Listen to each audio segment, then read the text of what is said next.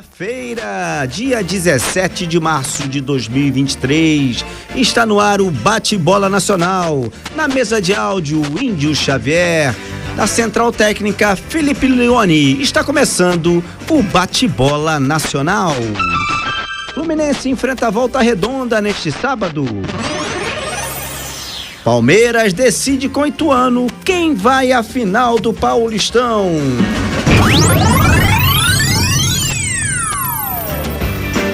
Amanhã, às 4h, o Fluminense recebe o Volta Redonda para o segundo jogo da semifinal. No primeiro foi 2-1, Volta Redonda no Campeonato Carioca. Mário Silva, o comentarista que nos escolhe o jogo, conta mais pra gente.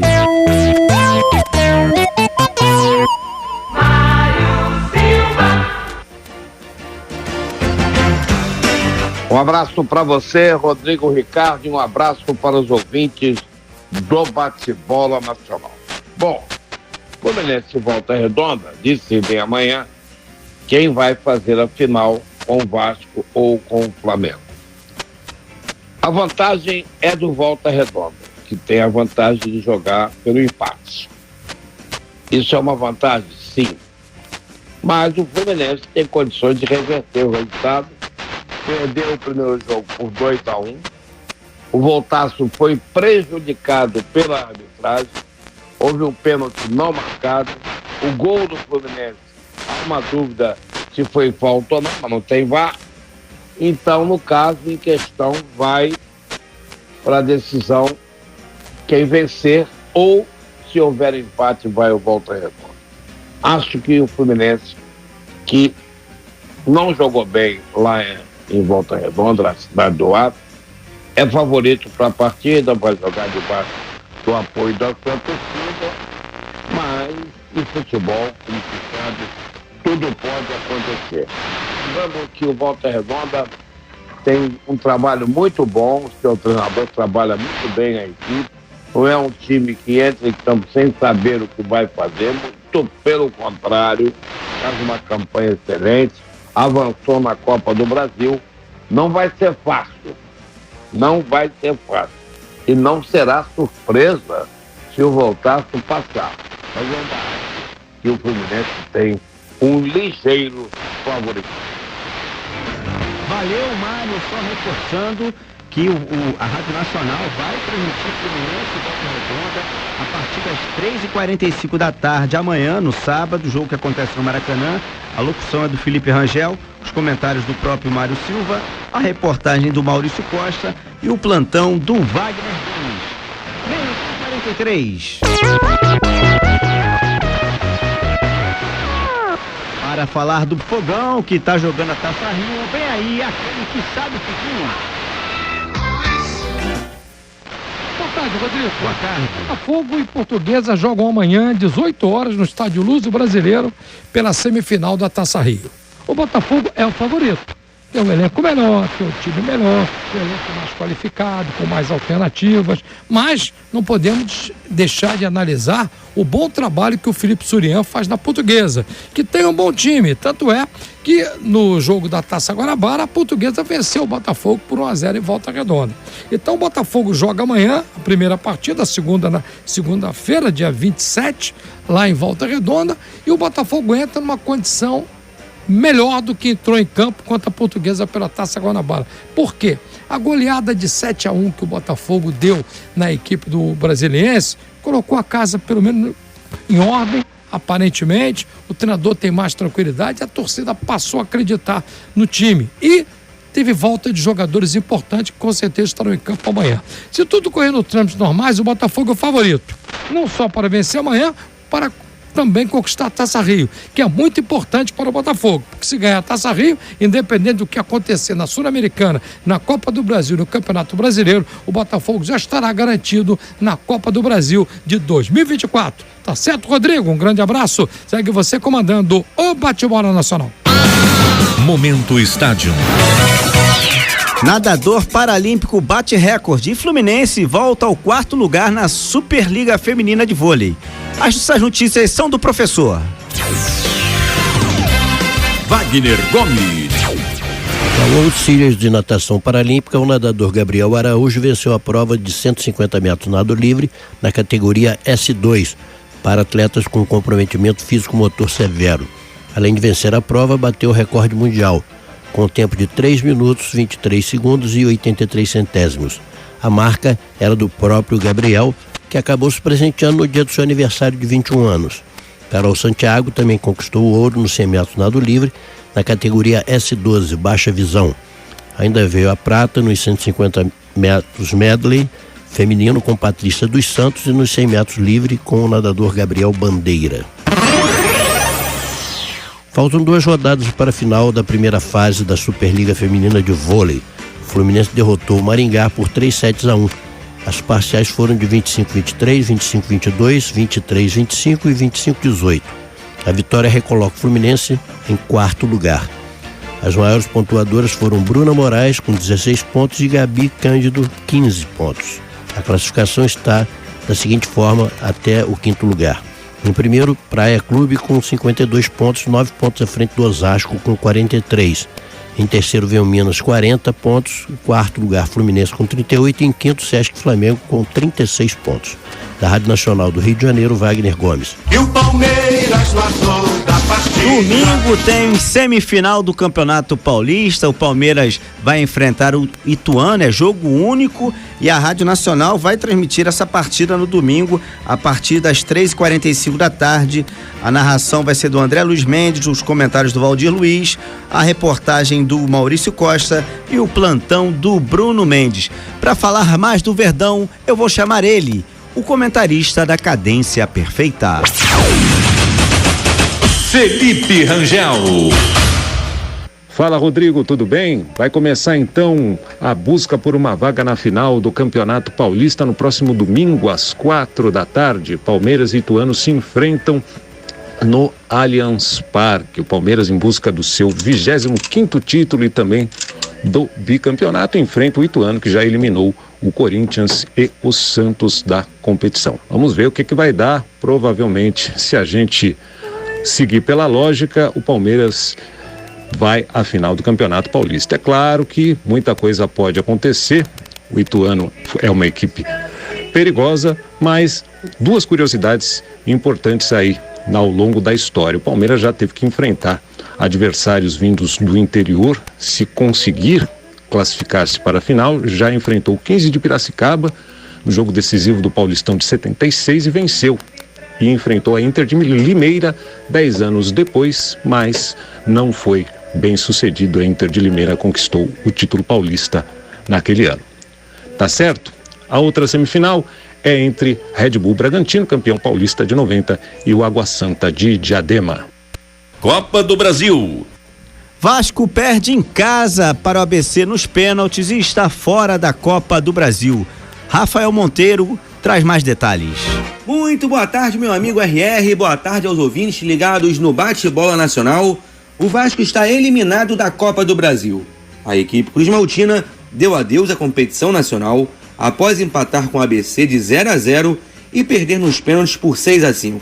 Após o jogo, o técnico Maurício Barbieri falou sobre a eliminação prematura em pleno São Januário. O que eu consigo é te apontar fatores que sem dúvida nenhuma contribuíram para esse resultado, que é um resultado decepcionante para o torcedor, como é para nós também, sem dúvida nenhuma. Nós estamos frustrados, porque eu não vou te dar uma resposta simples para algo que não é simples. Segredo para ninguém que a gente não conseguiu fazer um grande jogo, nós não conseguimos criar como habitualmente a gente cria.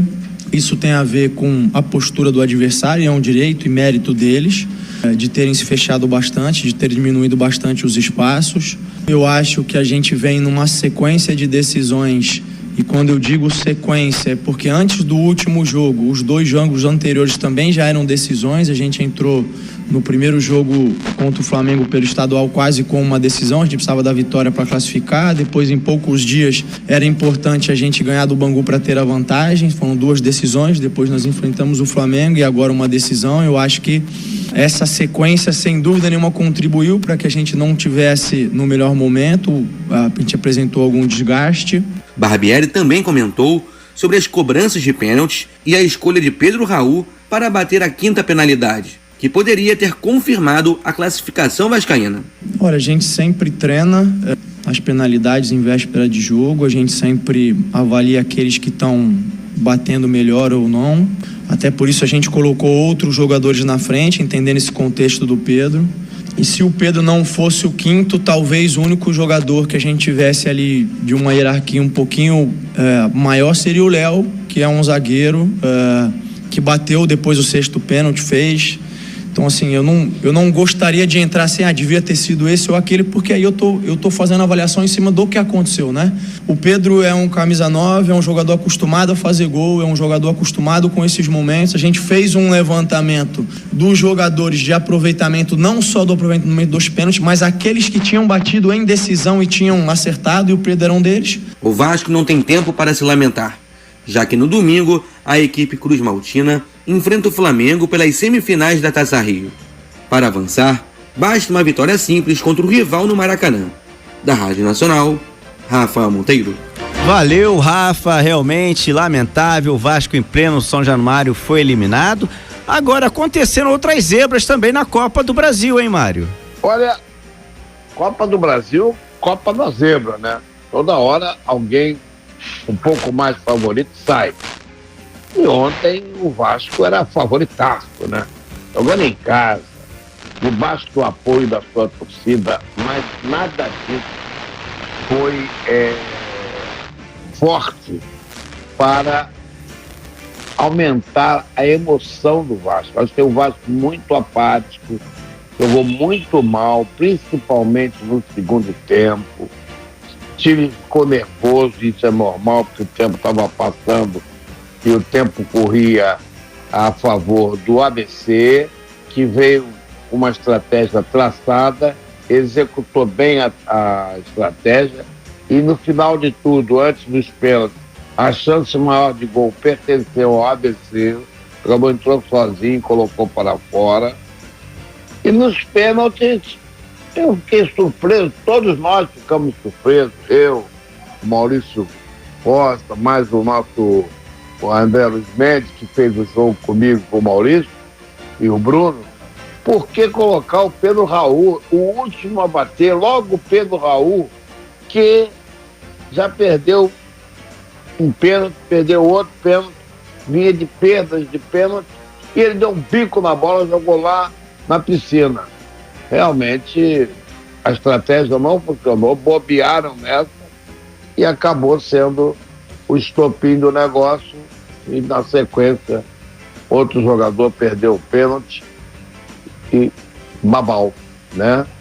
O Vasco perdeu o jogo, os pênaltis, e perdeu 2 milhões e alguma coisa de classificação e tem que juntar os cacos hoje para domingo voltar a jogar aí por outra competição. Realmente uma apatia muito grande por parte do Vasco da Gama. O Barbieri mexeu, colocou 5 para jogar, no lugar de 5 que estavam jogando, alguns não estavam jogando bem. O Andrei foi um deles, não jogou bem, Marlon também nada jogou e acabou desclassificado na Copa do Brasil, que era um interesse muito grande do Vasco. Primeiro, pela premiação, e segundo, Copa do Brasil dá passagem direto para quem vencer para a Taça Libertadores da América. Vida que segue, o Vasco está fora da Copa do Brasil e agora tem as semifinais aí já no domingo contra o Flamengo. Como é que vai ser esse clássico, Mário? Olha, Flamengo e Vasco, Vasco e Flamengo. Fecha-se a porta, no caso do Vasco, na Copa do Brasil, e lá vai o Vasco decidir com o Flamengo. Vamos ao retrospecto. O Flamengo vem de vitória, 3-2, um jogo de 7 erros, e o Vasco vem de derrota na Copa do Brasil. É outra competição, claro que é. Mas o Vasco jogou segunda, jogou quinta e joga domingo. Jogador de futebol aguenta? Aguenta. Mas há um desgaste. Sem sombra de dúvida, há um desgaste.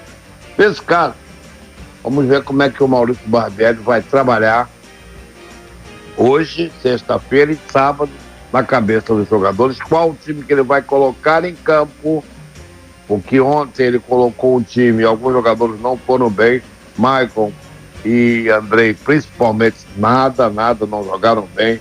Rodrigo entrou, Rodrigo tem vaga no time, eu acho que o Rodrigo tem vaga no time.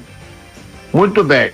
E pelo lado do Flamengo, Davi Luiz está à disposição, pode voltar, mas o time do Flamengo ainda se ressente do melhor entrosamento, uma nova tática feita pelo treinador, 3 zagueiros, qual vai ser o lateral, como é que vai ser a armação da equipe, tudo isso está na cabeça do Vitor Pereira. A vantagem do empate é do Flamengo, às vezes isso funciona, às vezes não funciona. Não vou daqui arriscar um palpite, porque é um jogo, no meu entendimento, equilibrado. O Vasco ganhou uma partida, o Flamengo ganhou outra partida, e hoje é a terceira. Hoje, que eu digo, hoje no final de semana, domingo, daqui a 2 dias. E aí as coisas podem ficar de um lado e do outro. Lembrando sempre que o Flamengo tem a vantagem do empate. No Paraguai, o Cerro Porteño eliminou o Fortaleza. Detalhes com Rafael Monteiro. O Fortaleza é o primeiro clube brasileiro a cair na Libertadores. A derrota por 2-1 contra o Cerro Porteño em Assunção, no Paraguai, decretou a eliminação do Leão do Pici na competição continental. Autor do gol da equipe brasileira, Guilherme, diz que, embora não tenha evitado o revés, ficou feliz com o gol marcado. Particularmente para mim é muito bom, né? Tenho tido as minhas oportunidades, o professor tem me dado as oportunidades que ele tem me dado, que ele tem pensado jogo a jogo, a gente tem conversado bastante e eu fico feliz sim, fico feliz porque por mais que foi um gol que não adiantou de muita coisa, né? Mas gera um crescimento para o Guilherme para o restante da temporada, me gera confiança sim.